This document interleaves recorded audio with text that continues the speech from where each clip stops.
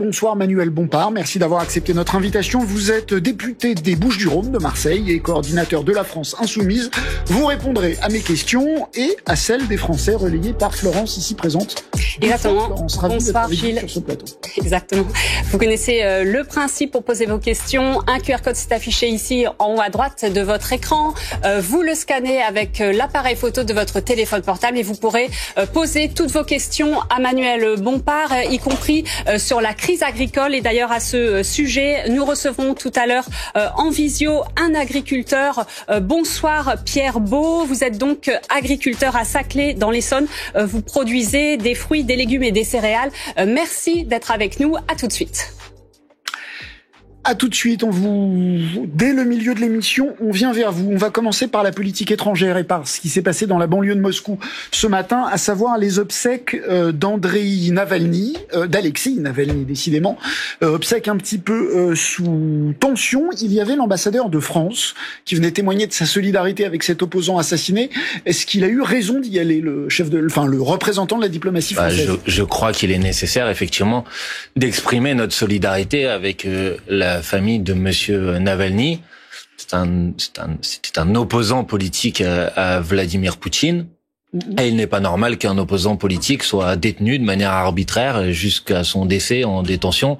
Et il y a une responsabilité extrêmement claire du régime de Vladimir Poutine. Il a été assassiné par le régime? Assassiné d'un point de vue juridique, ça correspond à des définitions précises. Je ne veux pas rentrer dans ce débat, mais clairement, le régime de Vladimir Poutine a une responsabilité directe dans la mort d'Alexei Navalny. Ça me paraît être une évidence. Florence, nous deux, on peut parler des heures et des heures, donc vous n'hésitez pas à nous interrompre quand il y a des questions Soyez pas trop prétentieux, monsieur Bernstein, pas trop. On peut pas parler des heures et des heures. On a nos limites, comme tout le monde. Je vois pas ce que ça est prétentieux de dire qu'on est passionné par le débat. Ah, on est passionné. L'un et l'autre. Ça, c'est vrai. Voilà. Cette semaine, le président de la République a rompu un tabou en parlant d'envoi de troupes. Est-ce qu'il a raison, le président de la République, de montrer que l'Europe est prête à tenir tête à la Russie, ou est-ce que c'était une erreur? C'était une grave erreur. C'était une grave erreur. D'abord, il l'a déjà reculé, en vérité, puisque dès le lendemain, il expliquait que finalement, il s'agissait pas de troupes, mais de démineurs ou je ne sais quoi. Puis après, on nous a dit, non, en fait, le président de la République a fait ça pour créer une ambiguïté stratégique, c'est-à-dire pour donner... Il l'a dit lui-même. Il l'a dit lui-même, d'ailleurs. Bon, la vérité, c'est que depuis la prise de parole d'Emmanuel Macron, il y a l'ensemble des pays de l'OTAN qui ont dit, il n'est pas question pour nous d'envoyer des troupes en Russie. Donc, s'il s'agissait de créer une ambiguïté stratégique, c'est clairement manqué, c'est clairement loupé, puisque la situation est beaucoup plus claire après la prise de parole du président de la République que c'était avant. Je pense que cette déclaration est assez irresponsable. Moi, je suis clairement opposé. Je m'opposerai de toutes mes forces au fait qu'on envoie des soldats français sur le front en Ukraine. Je pense que c'est une grave erreur. À l'inverse, je comprends. Mais est-ce qu'il faut le dire? Est-ce que ce n'est pas conforter Poutine que de lui dire, quoi qu'il arrive, on n'enverra personne? Il aurait pu se taire dans ce cas-là, le président de la République. Là, je parle de vous. Je suis pas président de la République. Non, mais de dire, vous êtes fait, de dire, quoi qu'il arrive. Vous dites, vous contestez. Oui, mais vous m'interrogez sur le sujet, il faut bien que je vous réponde. Vous voyez bien que c'est la prise de parole. Vous avez dit, moi, j'y suis opposé. Je le dis. Sinon, je réponds pas à votre question, Gilles Bernstein. Et puis, je crois avoir la modestie de penser que Vladimir Poutine se fiche peut-être un petit peu de ce que je dis à ce stade, en tout cas, puisque aucun d'entre nous n'est président de la République ou ministre de quoi que ce soit. Donc, pourquoi je m'y oppose? Pour une raison simple, c'est que je pense que ce n'est pas raisonnable, que ce n'est pas responsable, que c'est prendre un risque d'une généralisation du conflit en Ukraine. Et vous imaginez la situation dans laquelle deux puissances nucléaires commencent à s'affronter militairement. Enfin, je veux dire, c'est un risque d'extension du conflit à l'échelle mondiale qu'on ne peut pas prendre. Qu'on aide les Ukrainiens à se défendre, c'est une évidence. Il faut le faire puisqu'ils sont victimes. D'abord, faudrait peut-être respecter les engagements qu'on a pris, puisque manifestement ils n'ont pas été respectés. Mais moi, je vais pas tourner autour du pot. Je pense que compter sur une issue militaire me paraît être une chimère. Je pense que si on veut sortir de cette situation le plus rapidement possible... Si vous dites ça, ça veut dire que ça sert à rien de continuer à les aider ou de les aider davantage. Si, il faut les aider à se défendre. Et en parallèle du fait qu'on les aide à se défendre, je pense que la France devrait prendre l'initiative sur le terrain diplomatique pour mettre tout le monde autour de la table et créer les conditions du retour à la paix. Je ne comprends pas ce que ça veut dire. Parce que Vladimir Poutine, on va peut-être voir la carte. Qu'est-ce que vous comprenez pas? Ça me paraît être assez simple. Si vous voulez faire la paix, il faut un accord de paix.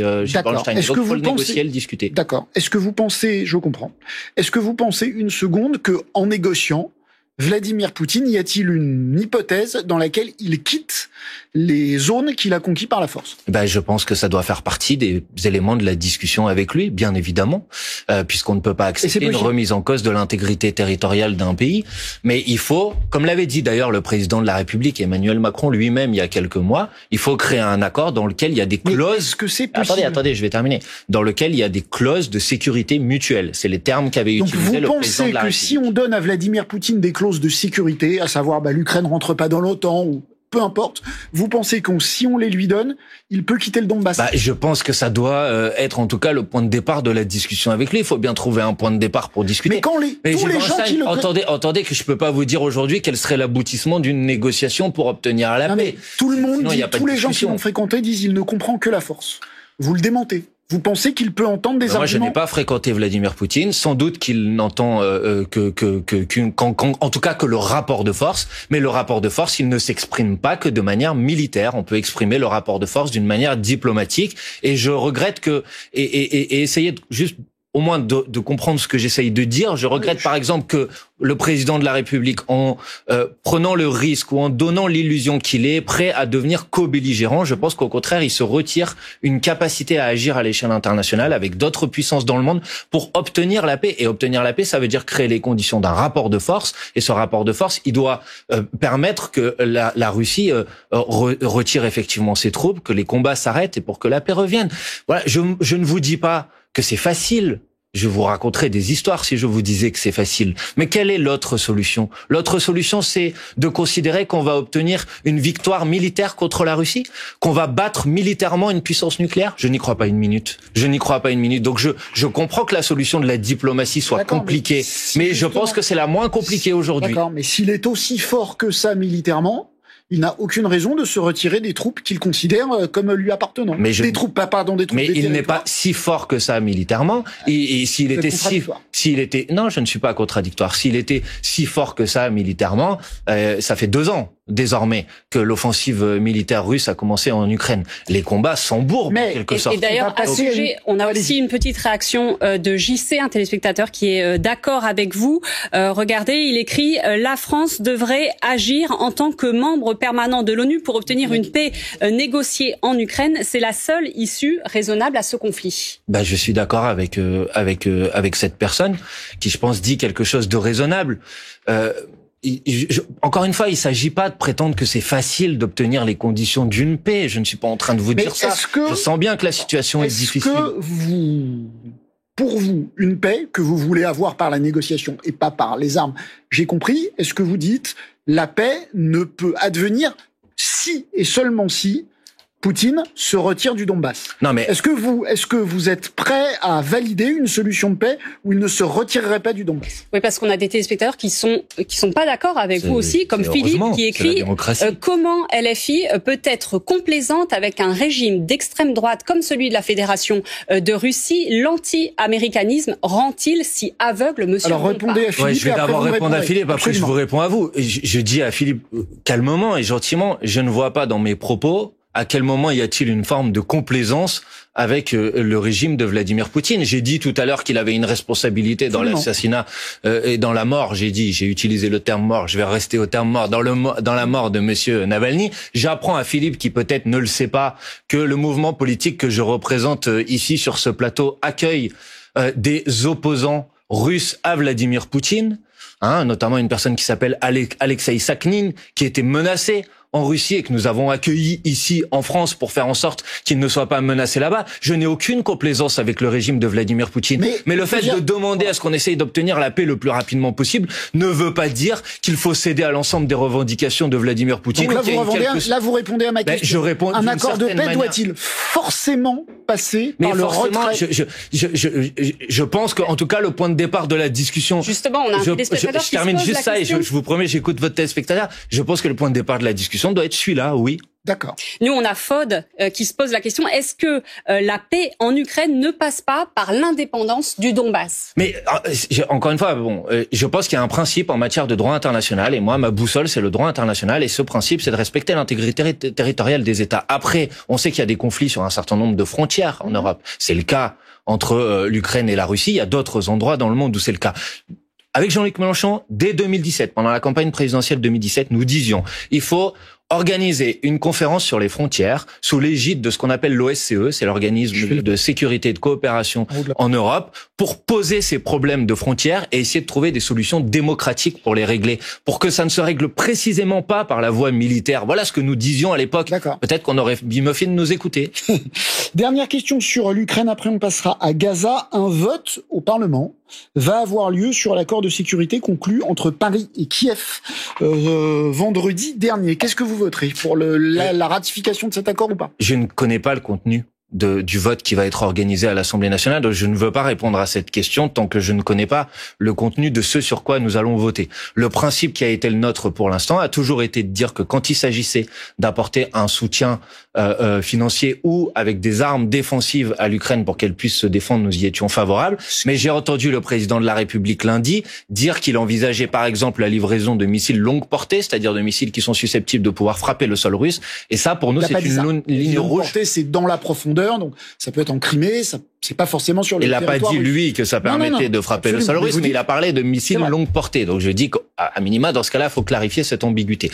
Mais vous n'excluez pas, si c'est un accord, parce que moi j'ai l'impression que c'est plutôt ce que vous dites, donc fourniture de moyens. J'attends de voir ce qu'il y a dedans. Vous n'excluez pas de voter pour. Mais je n'exclus rien, a priori. J'attends de voir ce qu'il y a dedans. Mais j'attends de voir, par exemple, s'il est question d'adhésion de l'Ukraine à l'OTAN, ce à quoi je suis opposé. Est-ce qu'il est question d'adhésion de l'Ukraine à l'Union européenne, ce à quoi je suis opposé, par exemple. Donc, je préfère, j'essaye de faire de la politique sérieusement, donc de répondre et de vous dire une position sur un texte quand on connaît le contenu de ce texte. Plus de questions sur l'Ukraine? J'enchaîne? Oui. J'enchaîne. 110 morts hier à Gaza lors d'une distribution alimentaire indéfendable selon le ministre des Affaires étrangères, Stéphane Séjourné. On l'écoute, c'était ce matin sur France Inter. Ce qui se passe est indéfendable et injustifiable. Et je pense que Israël doit pouvoir l'entendre et cela doit cesser. Maintenant, nous avons franchi un cap supplémentaire. Les gens se battent pour de la nourriture et il y a des émeutes. Dans cette situation, j'ai entendu notamment la demande du secrétaire général des Nations Unies d'ouvrir une enquête indépendante et je pense que la France soutiendra cette démarche. Je suppose que vous trouvez qu'il a raison. Est-ce que non, je trouve pas qu'il a raison. Il a pas raison. Allez-y. Bah non, là, quand il dit les gens se battent, non, là, en l'occurrence, la scène dont on parle, c'est pas les gens se battent, c'est l'armée israélienne qui a tiré sur des gens qui venaient récupérer de l'aide humanitaire. Donc sur ce point, il a pas raison. Pour le reste, il parle. Il peut y avoir eu les deux, des gens qui se battaient et par ailleurs. Il peut y avoir eu les deux, mais vous reconnaissez que l'armée israélienne elle-même a reconnu avoir tiré d'ailleurs. Absolument. Bon, mais et pour le reste, il parle, Monsieur Séjourné, Monsieur Macron, ils parlent, mais qu'est-ce qu'ils font? Bah c'était ma question. Qu'est-ce que la France pourrait faire de plus? La France pourrait décréter un embargo sur les livraisons d'armes et de munitions à l'État d'Israël et à l'armée israélienne. Parce qu'on continue, le ministre de la Défense l'a confirmé à l'Assemblée nationale, on continue à livrer des munitions et des armes à l'armée israélienne qui est accusée par les plus hautes autorités internationales d'être engagée dans une voie qui peut conduire à décider, à décréter que ce qui se passe s'appelle un génocide. Voilà, la France a une complicité directe dans ce qui se passe par des livraisons d'armes. Vous dites que c'est un génocide? Vous employez ce terme? Moi, je dis exactement la même chose que ce que dit la Cour internationale de justice, c'est qu'il y a un risque de génocide. Et c'était il y a un mois, la décision de la Cour internationale de justice. La Cour internationale de justice avait dit, vous avez un mois pour prendre les mesures nécessaires pour faire en sorte que ce risque ne devienne pas un génocide. Et depuis un mois, qu'est-ce qui s'est passé? Strictement rien. Au contraire, encore pire, puisque le gouvernement d'extrême droite de M. Netanyahou envisage une offensive militaire sur Rafah. Vous m'avez posé la question de qu'est-ce que la France peut faire. Embargo, la France peut décréter un embargo sur les armes. La France peut décréter de sanctions économiques à l'égard du gouvernement et des membres du gouvernement de l'État d'Israël aujourd'hui. La France peut décider à l'échelle européenne de rompre l'accord d'association entre l'Union européenne et Israël. Militer pour que l'Union le fasse. Militer pour que l'Union le fasse. Et la France peut décider... Vous êtes d'accord qu'aucun pays ne milite pour ça? Aucun autre pays d'Europe ne milite pour ça? Ce n'est pas tout à fait vrai ce que vous êtes en train de dire. Je crois avoir entendu, par exemple, le gouvernement espagnol exprimer le fait qu'il fallait que l'Union européenne se prononce sur ce sujet. Et d'ailleurs, le gouvernement espagnol a dit qu'il allait engager la reconnaissance officielle de l'État de Palestine par l'Espagne. Et ben la France pourrait le faire, et ça ne dépend de personne d'autre. Stéphane Séjourné a dit ce matin, pourquoi pas? Oui, qu'il le fasse. Parce que les pourquoi pas, ça dure symboliquement. Je ne dis pas que ça réglerait immédiatement le problème, mais ça serait un acte symbolique fort. On a une question aussi d'un téléspectateur qui s'appelle Lacage. Il écrit « Bonjour, pensez-vous que la France est complice de ce qui se passe en Palestine ?» J'ai un peu répondu à cette question. Elle a une complicité par le fait qu'elle continue à livrer des armes, et c'est inacceptable, c'est insupportable. Je vous rappelle quand même qu'on parle de plus de 30 000 morts aujourd'hui. Selon le Pentagone, qu'on peut pas accuser de complicité, il y a 25 000 femmes et enfants qui sont morts à Gaza. Donc voilà, la situation, c'est celle-là dont on est en train de parler. Donc il y a une complicité par la livraison d'armes, et puis surtout, il y a une complicité par le fait qu'on ne fait rien pour arrêter Monsieur Netanyahou. Au mois de janvier, la France présidait le Conseil de sécurité des Nations Unies. Elle n'a pas pris l'initiative d'une seule résolution pour obtenir un cessez-le-feu. Pas une. On a perdu un mois à rien faire alors qu'on était en situation de présider le Conseil de sécurité de l'ONU. Il y aurait eu un veto américain, ce qui n'empêchait pas la France d'en prendre l'initiative absolue. Ça, vous pouvez pas décréter dès le début. Vous devez créer les conditions diplomatiques de faire bouger tout le monde. J'ai entendu M. Biden dire que, par exemple, une offensive de l'armée israélienne à Rafah serait un cap, une ligne rouge de franchie. Donc, il y a des marges de manœuvre diplomatiques. Mais la France doit faire beaucoup plus que ce qu'elle fait aujourd'hui. Franchement, ce n'est pas acceptable que cette situation continue comme ça et que la France ne dise rien ou se contente de prendre la parole et ne fasse rien alors que des leviers d'action immédiat pour que ce massacre s'arrête. Enfin, moi, je pense quand même que là, tout le monde doit pouvoir comprendre qu'on ne justifie pas ou on n'accepte pas qu'un massacre succède à un autre massacre ou qu'un crime ne justifie pas le fait qu'ensuite on s'en prenne de manière massive à l'ensemble d'une population. Comment vous expliquez que c'est vrai que l'Espagne est un peu plus en pointe que les autres pays européens, mais ce que vous dites là, ce que vous souhaitez là, il n'y a pas que la France qui ne le fait pas. Et Emmanuel Macron est plutôt, au début, la dénonciation a été faible, mais depuis quelques semaines, il est plutôt parmi celui qui dénonce le plus fort. Comment vous expliquez que personne ne le fasse? Monsieur Bernstein, il y a une majorité d'États dans le monde qui reconnaissent officiellement l'État de Palestine. Donc, ce n'est pas vrai de dire, par exemple, que cette décision serait isolée sur la scène internationale. Si la France avait tenu depuis le début une position qui était une position d'abord constante, pas avec des va-et-vient permanents. Une position qui était une position s'appuyant sur le droit international. Si la France avait tenu cette position depuis le début, si la France avait été capable de dénoncer ce qui se passe à Gaza depuis le début, je pense qu'elle aurait servi de point de référence pour une majorité des États dans le monde pour faire bouger les choses. Mais la France qui largue, on a vu les images hier dans un sujet d'Agnès Varamian, la France qui a largué des cargaisons d'aide humanitaire dans la bande de Gaza avec un accord avec la Jordanie, je crois. Est-ce que ça va, au moins l'aspect humanitaire, ça va dans la bonne direction? Je vais pas vous dire que la France ne doit pas livrer de l'aide humanitaire, bien évidemment qu'elle doit le faire. Mais en même temps, elle livre de l'aide humanitaire et en même temps, elle livre des armes et des munitions à l'armée israélienne. C'est ça le en même temps d'Emmanuel Macron. Des armes pour ceux qui tirent et puis de l'aide humanitaire pour ceux qui subissent les tirs. Enfin, écoutez, c'est pas raisonnable. Faut être constant. Faut avoir des positions un peu responsables. La France, elle est reconnue dans le monde quand elle est capable d'avoir une position qui est justement alignée sur personne pour essayer de faire valoir un principe de base, le respect du droit international, la recherche de la paix.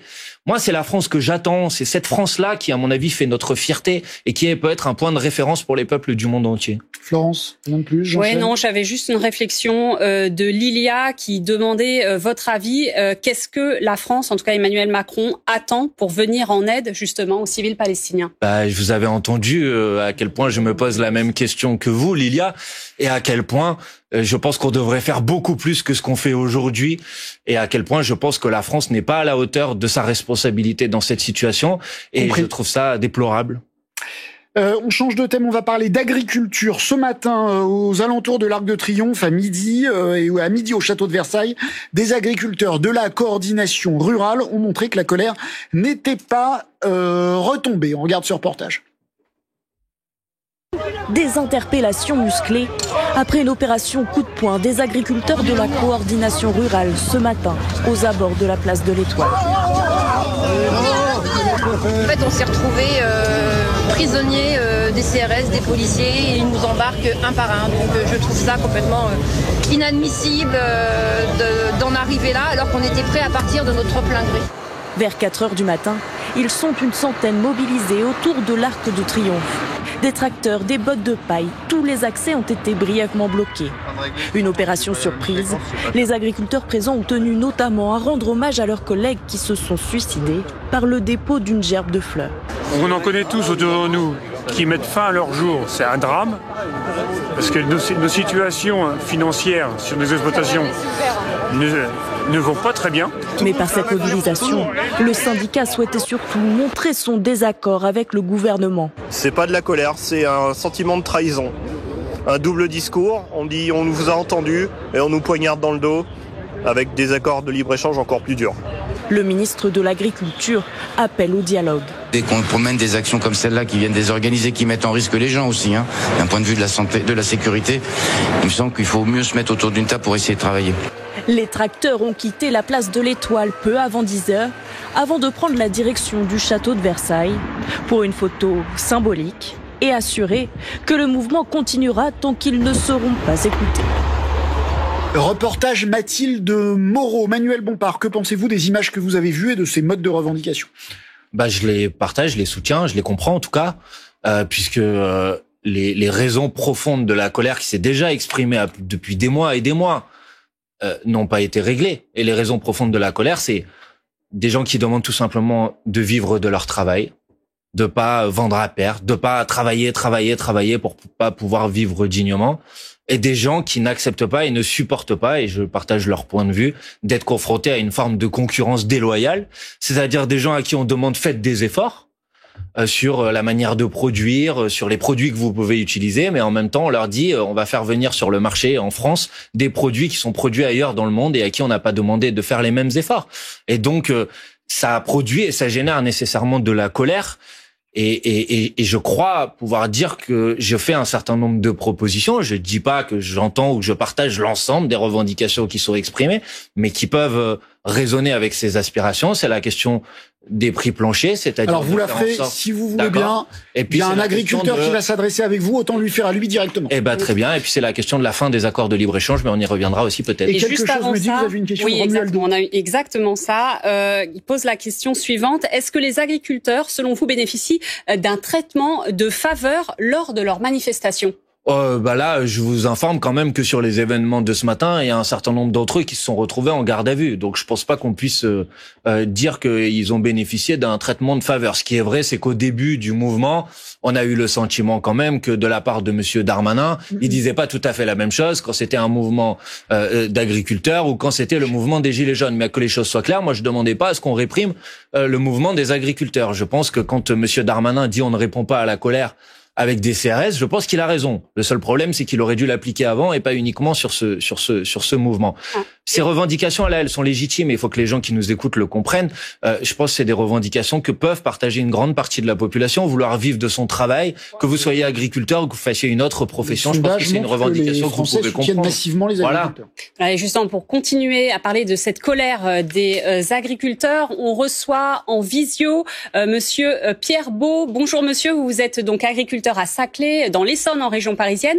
Vous faites du maraîchage, de l'arboriculture et vous produisez également des céréales. Vous êtes adhérent de la FDSEA. Vous n'avez pas de responsabilité syndicale. Et vous vouliez parler avec Manuel Bompard des prix planchers. On vous écoute. Que voulez-vous lui dire ? Oui, alors en fait, la difficulté qu'il y a par rapport à des annonces qui peuvent être faites comme celle des prix planchers, c'est que on a l'impression qu'on considère la production française comme quelque chose d'homogène. Aujourd'hui, j'ai déjà travaillé dans mes vergers de pommes. On ne produit pas une pomme chez nous en Essonne. Le coût de production n'est pas le même. Les variétés sont pas les mêmes. que ce qui peut être fait dans la Loire, dans les Bouches-du-Rhône ou dans d'autres départements français. Enfin, voilà, il y a une hétérogénéité des territoires français et des coûts de production liés à ces terroirs différents qu'on peut avoir.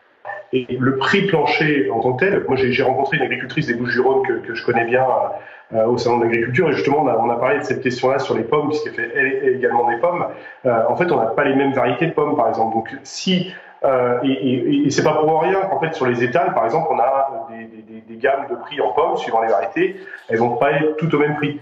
La difficulté que j'ai par rapport à cette mesure-là, c'est qu'en fait, on va se retrouver avec une spécialisation des régions, puisque quand sur telle et telle production, avec ce type de sécurité de prix plancher qu'on va mettre en place, on va avoir une spécialisation des régions. Je pense qu'il y a une loi qui a été faite, enfin, Monsieur Bompard est député. En fait, c'est super chouette de faire des lois, la loi Egalim. Ça serait bien qu'elle soit déjà appliquée, en fait, et que les agriculteurs soient rémunérés à leur coût de production. Merci d'abord pour la question. Je pense que c'est effectivement un sujet de débat décisif. Vous avez raison, il y a une loi, c'est la loi Egalim.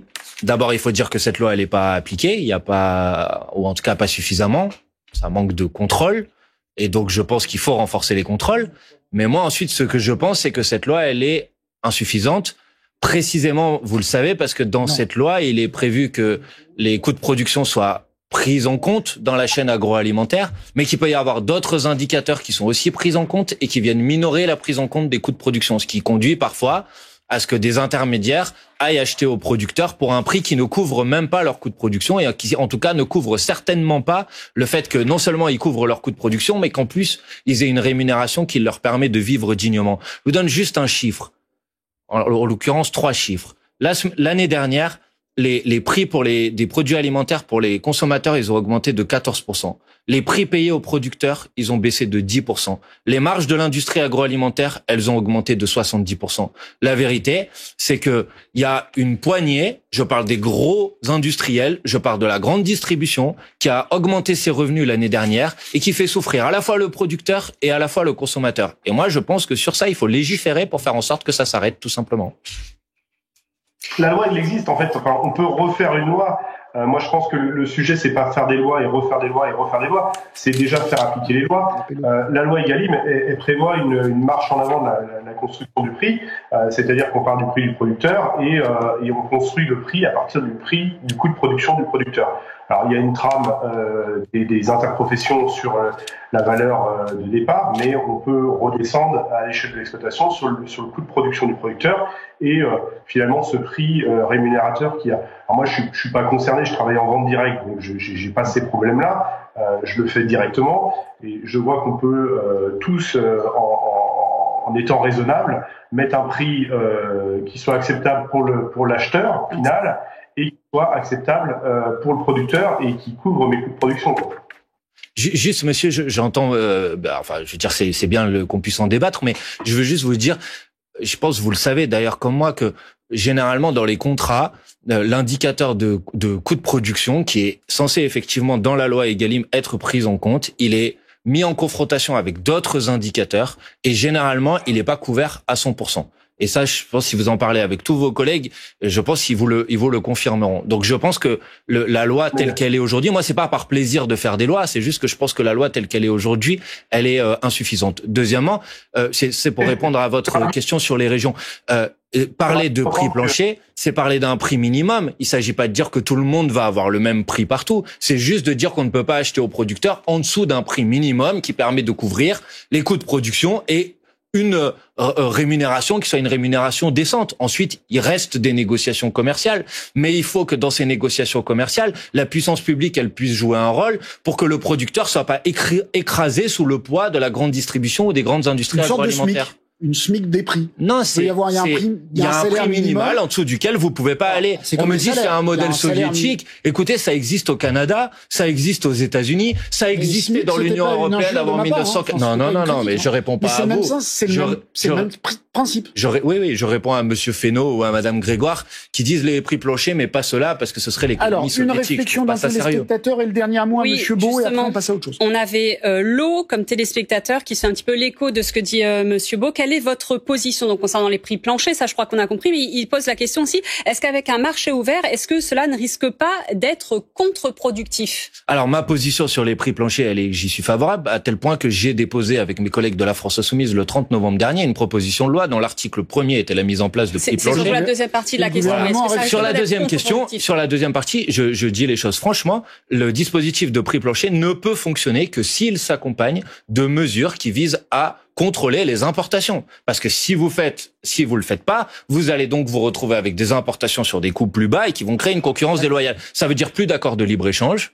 Ça veut pas dire plus d'échanges, mais plus d'accords de libre-échange. Ça veut dire appliquer ce qu'on appelle la clause de sauvegarde sanitaire. C'est prévu dans les règles de l'Organisation mondiale du commerce. C'est de dire, on ne fait pas venir en France des produits qui sont produits en utilisant des pesticides qui sont interdits en France. Ça devrait quand même être une règle de base. Donc oui, bien sûr, le prix plancher. C'est quand même assez dirigé, du coup. Prix plancher plus des mesures drastiques, mais pourquoi pas, hein. Voilà. Mais c'est plus dirigé que de tout laisser le marché décider. Ça, j'en suis d'accord. Mais je vais laisser monsieur répondre. Mais voilà, monsieur Beau, ça vous rassure, en quelque part, ce que dit monsieur Bompard? Dans la construction du prix, pour moi, en fruits et légumes, 50% de mes charges, c'est la main-d'œuvre. On a aussi des distorsions de concurrence sur le plan social qui sont très importantes. Dernier point, la loi Egalim prévoit aussi d'alimenter les restaurations collectives en circuit court. À partir du moment où on met un prix de référence sur le marché, c'est lui qui fait le maître étalon. Aujourd'hui, quand moi je regarde pour approvisionner des cantines en circuit court, on me dit, voilà, Rungis qui est à 15 km de chez vous, le prix de référence, il est comme ça, on vous paye ce prix-là. À partir du moment où on met des prix de référence, ces prix planchers-là feront référence sur le marché. Et c'est le gros risque, parce que le prix plancher va devenir le prix plafond, et va devenir le prix de référence pour toutes les denrées, et ça servira de base à chaque fois de discussion, dans toutes les discussions commerciales. Merci beaucoup Pierre Beau, fin de ce dialogue intéressant. On passe à totalement autre chose. La France Insoumise a publié il y a quelques jours une campagne pour s'inscrire sur les listes électorales et on va la voir pour ce faire, vous désignez vos ennemis. Alors comme ennemis, il y a eu les racistes, il y a eu les riches. Oh, ennemis, oh là. Vos adversaires, voilà, les golfeurs votent. Et vous, les riches votent. Et vous, les racistes votent. Et vous avez même mis Vincent Bolloré. Votre ennemi de classe, si je puis dire, vote. Et vous. Et hier matin, figurez-vous que vous y ajoutez cette affiche. Nathalie Saint-Cric, éditorialiste politique de France Télévisions, elle vote. Et vous. Nathalie Saint-Cric, elle est votre adversaire comme Vincent Bolloré ou comme les racistes? Mais c'est vous qui avez parlé d'ennemis. Moi, j'ai pas parlé d'ennemis. J'ai parlé d'une campagne d'affichage dans lequel on met en avant un certain nombre de... Les racistes, c'est pas vos adversaires? Ah, moi, je suis contre le racisme. Voilà. Ça, je vous le confirme. Mais vous savez, tous les racistes ne sont pas riches. Tous les racistes ne sont pas golfeurs. Tous les golfeurs ne sont pas riches. Vous savez, c'est pas parce qu'il y a plusieurs affiches que ça devient équivalent. Tout ce que vous on va se parler franchement. Franchement, ce sont tous vos adversaires résolus. Les golfeurs pour des points de vue écologiques, les riches, les racistes, Vincent Bolloré. Donc pour vous, Nathalie Saint-Cric, c'est pareil. En tout cas, un certain nombre de ces prises de position, je les partage pas, mais ça, on a encore le droit. Le principe de la liberté de la presse couvre aussi, je crois, le principe de critique, de liberté de critique. Donc j'ai bien évidemment le droit de le critiquer. Mais attendez, on va aller au bout du sujet, Gilles Bernstein. Vous avez montré les visuels, peut-être vous pouvez les remontrer pour que tout le monde se rende compte. Il y a une insulte dans ces visuels? Il y a une mise en cause personnelle dans ce... D'une certaine manière, oui. Écoutez, c'est Gilles Bernstein. Dire que quelqu'un vote n'est pas insulter quelqu'un. Enfin, franchement, soyez un peu raisonnable. Désigner Nathalie Saint-Cric comme étant, alors que c'est l'éditorialiste politique du service public. Mais ce n'est pas la seule. C'est la désigner comme votre adversaire idéologique. Mais je ne la désigne pas comme mon adversaire idéologique. Je dis aux gens, les gens que vous voyez à la télévision, eux, ils vont voter. Donc, j'essaye par là même de les convaincre que c'est important d'aller voter. Mais je vais vous dire quelque chose, Gilles Bernstein. C'est une très bonne chose que vous m'interrogiez sur ce sujet parce que vous avez montré les affiches. Et pour la première fois, depuis le début de l'année, enfin, vos antennes ont fait une campagne d'inscription sur les listes électorales. Parce que sinon, c'est quand la dernière fois que vous avez fait une campagne pour l'inscription sur les listes électorales sur le service public? Non, mais répondez à ma question. Quand c'est la dernière fois que vous avez fait une campagne? C'est très bien de voter et je suis évidemment... faites des campagnes et j'aurais pas besoin d'en faire. Mais est-ce que pour ça, vous êtes obligé de désigner de faire des listes de journalistes? Je ne fais pas des listes de journalistes. Je fais une campagne de communication sur les réseaux sociaux et je vais vous dire quelque chose. Si vous voulez faire un visuel pour dire Manuel Bompard vote et vous faites-le, ça ne me dérange pas du tout. Je vous le promets, faites-le, allez-y. Franchement, je trouve qu'il y a une indignation sur ce sujet que je trouve complètement hallucinante. Je veux dire, on devrait plutôt nous saluer pour faire une campagne d'inscription sur les listes électorales. D'une certaine manière, vous faites des chasses aux sorcières. Mais il y a aucune chasse aux sorcières. Vous désignez les bons et les mauvais journalistes. Mais je ne désigne pas les bons et les mauvais journalistes. Christophe Barbier, Pascal Praud. Eh ben, c'est bien la preuve que je pointe pas un journaliste en particulier. Je dis aux gens, mais attendez, parce qu'il y a une question de fond derrière.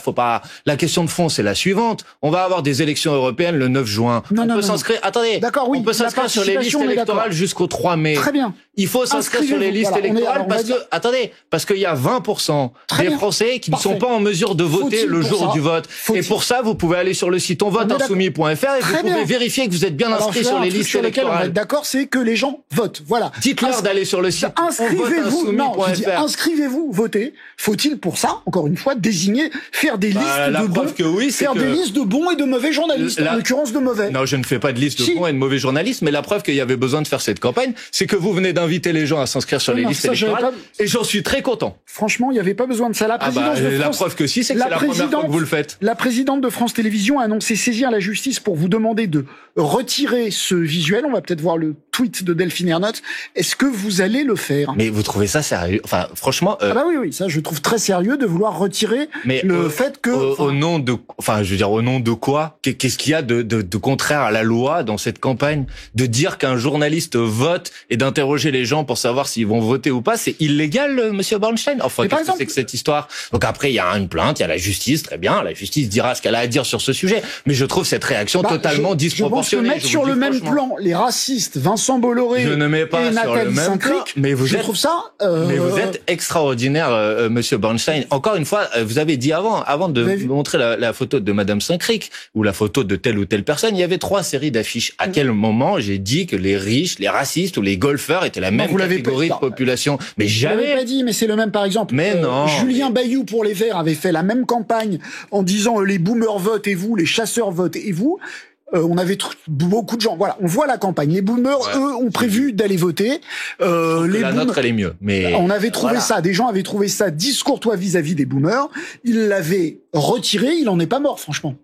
Ah il fait ce qu'il veut, Julien Bayou. Mais en l'occurrence, moi, je trouve que la campagne fonctionne bien. Lui, il avait reconnu une maladresse. Vous reconnaissez aucune maladresse? Ah non, pas du tout. Au contraire, je reconnais plutôt une certaine habileté parce que ça nous a permis de parler enfin de ce sujet. Vous savez, je sais pas si vous savez, monsieur Bornstein, il y a 3 semaines, j'ai envoyé un courrier au ministre de l'Intérieur, monsieur Darmanin, pour lui demander qu'est-ce que vous allez faire sur l'inscription sur les listes électorales. Vous pouvez toujours, attendez, je vous donne une information que peut-être vous n'avez pas. Je lui ai demandé qu'est-ce que vous allez faire pour, j'ai pas eu de réponse. D'accord. Je demande, je profite de ce plateau, je suis sur les antennes de France Télévisions. Je demande, je souhaiterais, après c'est pas moi qui dicte les choix, heureusement, éditoriaux de France Télévisions, je trouve que ce serait bien que France Télévisions fasse une campagne pour l'inscription sur les listes électorales. Je profite du plateau pour le dire, je pense que ce serait bien de le faire. Donc je trouve ça plutôt efficace cette campagne parce que ça nous a permis de parler de ces sujets. Il nous reste un peu de temps pour parler de politique. Vous vouliez une liste unique de la gauche aux européennes, vous la voulez toujours, je suppose. Est-ce que vous voulez aussi un seul candidat à la présidentielle et si oui, comment on le désigne? Oula, tout ça en 2 minutes, j'imagine. Ouais. Ça va être compliqué.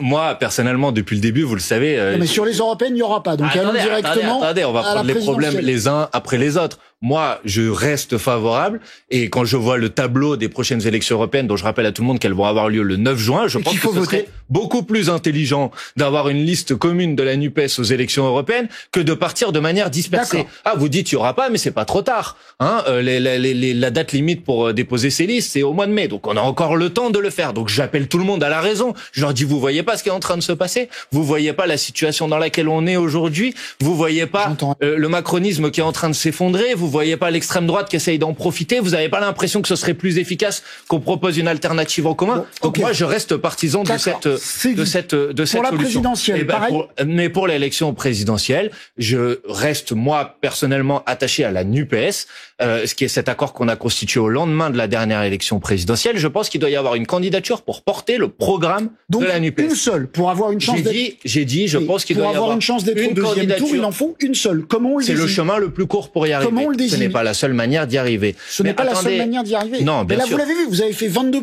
Jean-Luc Mélenchon a fait 400 000 voix, il a manqué. Voilà, Jean-Luc Mélenchon a fait un score canon, 22%. 400 000 voix. Et pourtant, parce qu'il y avait Fabien Roussel, il n'a pas été au deuxième tour. C'est clair que la dispersion nous a sans doute coûté la qualification au deuxième tour. Alors, je vais aller au bout de ma question. Non, mais j'ai compris votre question, mais est-ce qu'il faut une... Non, moi je suis pas pour la primaire. Ah bon, alors comment on le désigne? Je suis pas. Mais c'est pour ça que on auto-décrète Jean-Luc Mélenchon candidat. Non, pas du tout. D'abord, Jean-Luc Mélenchon, vous ne savez même pas s'il a l'intention d'être candidat ou pas, et il a même plutôt dit qu'il aspirait à être remplacé.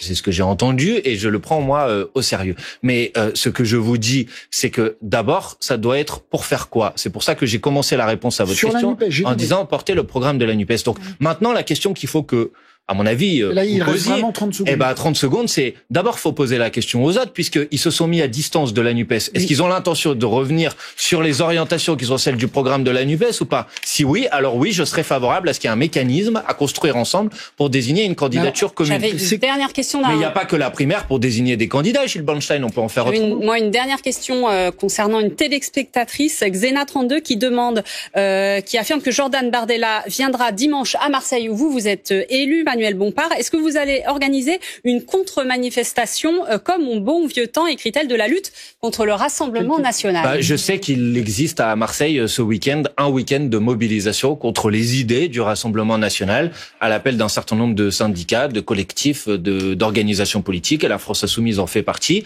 Il s'agit de dénoncer les idées que porte Monsieur Bardella.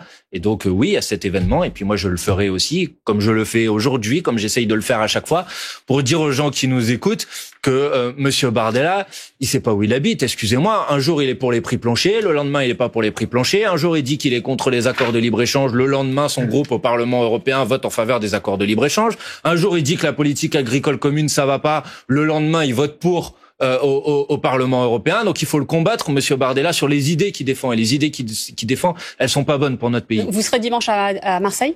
Non, je suis malheureusement bloqué sur un certain nombre d'initiatives ici, mais je serai, on va dire, dans le cœur avec les personnes qui participeront à ces initiatives.